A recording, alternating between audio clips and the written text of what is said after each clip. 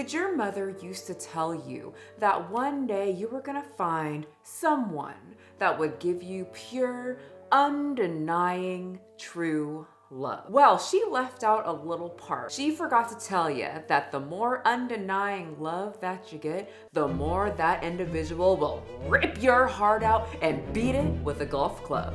Or they might take that golf club and mollywop your car. Anya, I'm telling the story today. Today, everyone, I have a love story about a man who had literally everything. A man called Tiger Woods. Have you heard of him? Many of the young ones might not, but someone who's around my age, millennials, might have an idea. I'm pretty sure he's the best golfer in the world. Don't fact check that because I'm probably wrong. He's the only golfer that I know because of this story. I don't really give a shit about golf. So there was a time when Tiger Woods wasn't just a golfer. He was the definition of discipline. He was excellence. He was pretty much what corporations printed on billboards when they wanted to sell you, the person with the money that they want, integrity. He had all these trophies. He had a wife. He had the gated mansion. He had the children, everything to make him seem like he had it all together. He was the family man. He had the family man glow until about 2:25 a.m. in the morning, and a car hit a fire hydrant, and suddenly the most controlled, put together athlete on earth looked like a man who had lost control of absolutely everything. Everyone was aghast at this story because how can a man who built his whole life around perfection live a double life that was so sloppy? Today I want to tell you a story about the perfect life that was built and how it all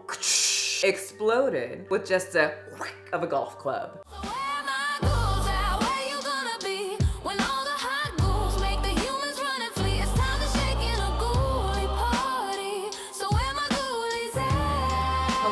Welcome back to Stories and Sass. I hope you're excited for a little bit of story and a lot of sass because this one makes me very sassy. And to be completely honest, this happened when I was super young and I never really heard the depth of the story. And let me tell you, when I was reading about it, it had me by the booty cheeks. You have to understand that we didn't really have a lot of social media. We didn't have YouTubers or TikTokers telling us about stories that would happen in the media. We only had the boring news. So many of us, at least I didn't, never really learned about something that made headlines. I only knew about the surface, so I really had to tell you guys about this story. Before we do jump into the man with the wandering golf club, I do just want to remind you that if you enjoy the video, make sure to hit the subscribe button and leave me the comments of the day, which is okay, sit back, relax, let the story engulf you.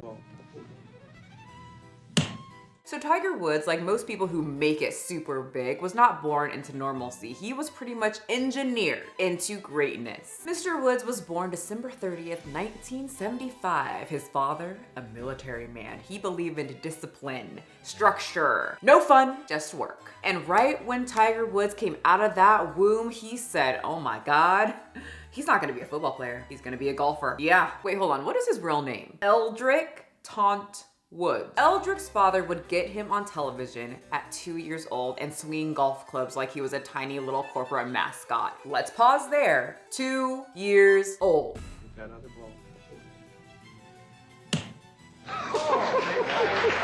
Eldrick had his whole identity kind of just picked out before he could even make a sentence. I feel like when your identity is chosen for you, that does something to your brain. And Tiger wasn't just talented, he started from a young age, so his father pretty much had his destiny marked. And it all worked. By 15, Eldrick, he was winning major amateur titles. He was great, he was doing good, and by adulthood, he was rewriting golf history. First of all, man of color. Let's just, knock out the elephant in the room. Many people say that golfing is a white people thing, and then like a rich person thing. I don't know, my dad did take us golfing when we were younger. I had the worst time of my life, so it's not a my thing. Right now, it's more modern. Anyway, unlike many athletes who like to, use their athlete status to be messy, Tiger really wasn't that messy. He wasn't a party headline. He wasn't a scandal magnet. He wasn't getting drunk. He was doing what he was supposed to do. Being an athlete, picking up his stupid little golf club, and hitting the frickin' ball. He was in control of everything. He had a bright future and once again was in control of everything. And when you build a empire on control, it really does become catastrophic when you lose it. few years pass and enters in Elin Nordegren.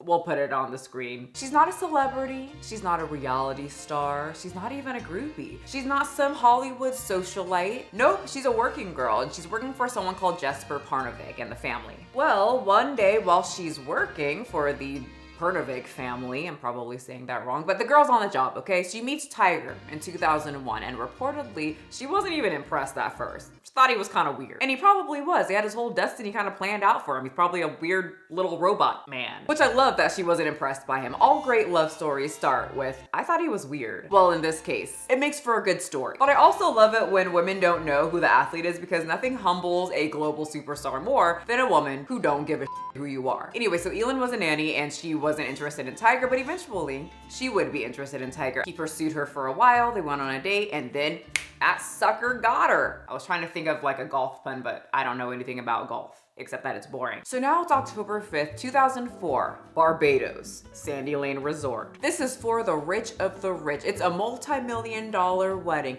heavy security, celebrity guests. Everyone's there for the best golfer in the world. I think this wasn't, oh, we just got eloped. No, it was, I want everyone to see, at least the ones that we allow to see, very exclusive. Because like I said, they love privacy. They don't want just anyone in their sanctity of love. Privacy was not a preference, it was a brand strategy. They wanted to remain very not so known, but also known at the same time. Okay, so let's review. Tiger pretty much almost has everything he needs to be an elite athlete. If you don't know, I grew up in the NFL family. My dad played NFL football, and then he coached NFL, went on to college football. And there's some things that you need to remain normal when you're an athlete. 1, you need to be an athlete. 2, you need a wife. 3, you need the wife to stay at home. 4, you need the wife to not speak that much. And 5, you need at least 2.5 children and a dog. And Tiger had everything that he needed to look like the disciplined champion that he wanted to show to the public. He had the beautiful wife, low drama spouse, absolutely no scandals, no chaos, and a lot of trophies. Sponsors were salivating at the mouth. He's perfect for so many products because the fantasy is complete. Almost. But Tiger pretty much was not just a winner. He was extremely stable. He was very safe to make money off, right? Mature, well-spoken, trustworthy. And in corporate America, family man is a marketing goldmine. I always said my dad really never wanted children, but he had to have children so that he could look normal. I mean, think about it. Black guy back in the day, like you have to look normal. The wife is part of the brand. If you don't have a wife, I don't know, someone's gonna think you're gay. And in the athletic community, you can't do that. They will run you out. Like it's very traditional in these types of circles. Let me tell you, which is why I hate it. It's very important to remain normal.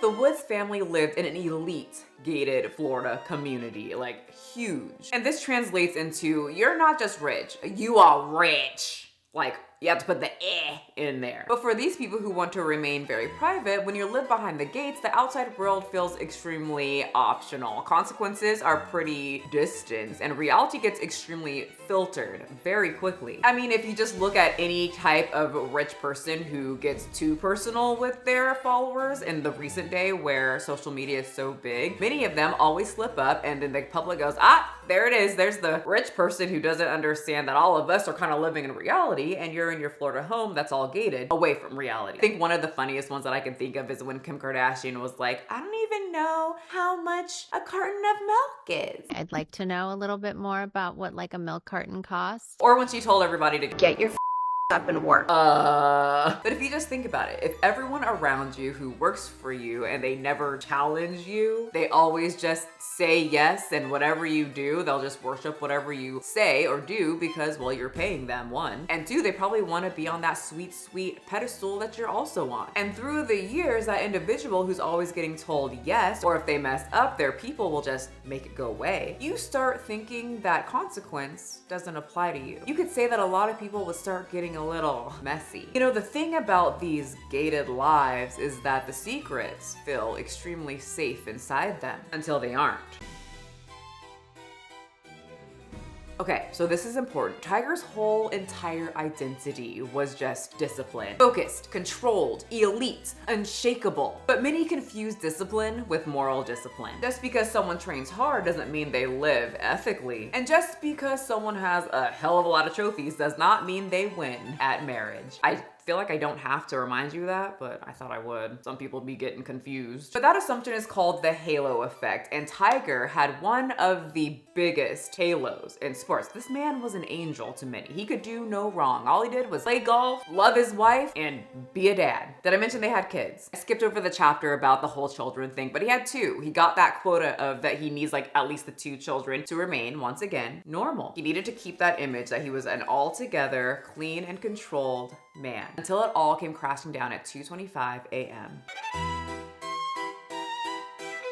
So for a little bit now, somehow, like I said, Tiger was getting a little sloppy. I think he thought, well, I'm Tiger Woods. Everyone thinks that I'm clean, calm, collected, and in control. Well, there would be a little bit of rumors start swirling around that he was in cahoots, canoodling with certain women around in New York at a nightclub. A manager named Rachel Uchitel, I'm not too sure, don't really care, but her first name was Rachel. Tabloids would start to circle, stories were about to drop, and according to multiple reports that surfaced, Elin became extremely suspicious. So one night, Elin decided to go through Tiger's phone. Now keep in mind, Tiger has become a little bit on edge for some reason. He's just an anxious man. He can't sleep, probably because he's an asshole. So Tiger takes pills to help him go to sleep, and he takes the pills, and right when he knocks out, Elin goes and looks at his phone. She picks up the phone and sees, oh, a text message from a woman that says, "Hope you're having a blessed day. Who the hell are you? And why are you hoping my husband has a blessed day? I'm here. It's blessed because I'm in his presence." Elin said, at least I think. So allegedly, Elin says, "I'm gonna text her back." And she texts her back pretending to be Tiger to see, what's this all about? Elin is absolutely furious. Supposedly and allegedly, she tells this woman, "Do not text my husband again, because I'm his wife, bitch." And the girl texts back. Elin's furious.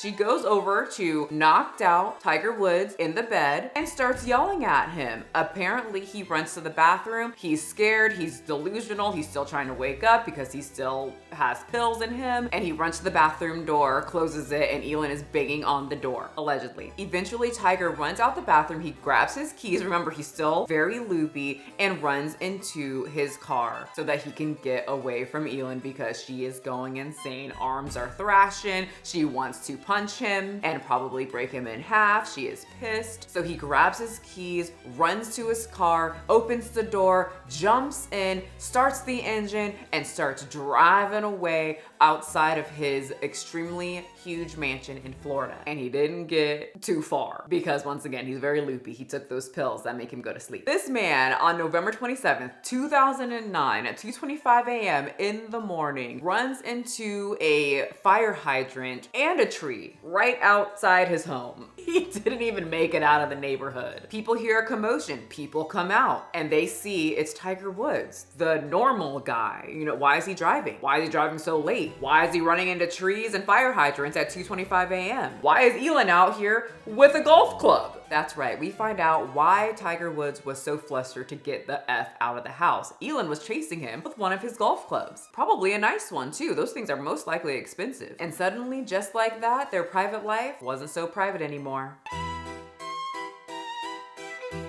December 2nd, Tiger had to do the walk of shame and do the typical release a statement because I cheated and I'm an idiot. And one of the main things I remember is that he apologizes for his transgressions. "I ran straight through the boundaries that a married couple should live by.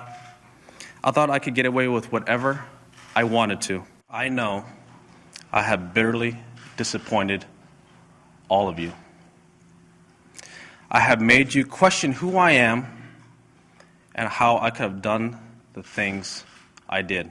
Every one of these questions and answers is a matter between Elin and me. I do plan to return to golf one day. I just don't know when that day will be. I ask you to find room in your heart to one day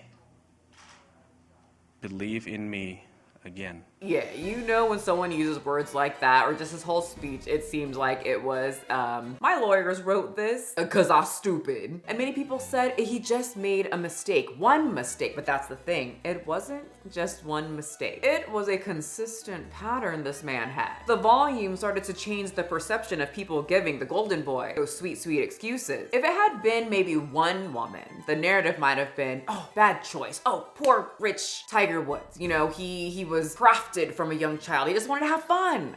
But no, the list started growing a lot. And the narrative became this man was living a whole double life. So we found out that the other woman was Rachel. And so many media outlets want to talk to Rachel. You are the woman that got this perfect, safe, monogamous, traditional man to not be any of those things. Ho, ho, ho. We want to talk to you. So many of these outlets were offering her $50,000, $100,000, $200,000 for an interview. And Tiger Woods slid in and said, wait, hold on.